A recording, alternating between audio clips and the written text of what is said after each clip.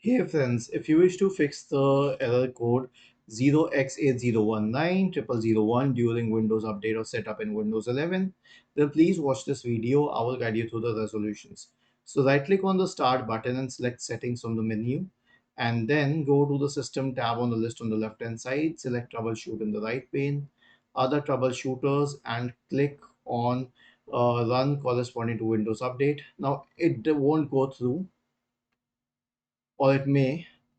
But if it does not help, then I have another script for you. I'll share it in the description section of the video. Simply copy the script, search for command prompt in the Windows search bar, click on Run as Administrator and paste it here. Now I'll show you what this script does. It will stop the services associated with Windows updates. It will delete the Windows Update profile. It will delete the contents of the software distribution and cat2 folders. It will re-register the DLLs. It will reset WinSock, and finally it will restart the services. Was this helpful? If yes, then please subscribe to the channel. If not, then let us know in the comment section of the video on how we could help you further. Thank you for watching this video and have a nice day.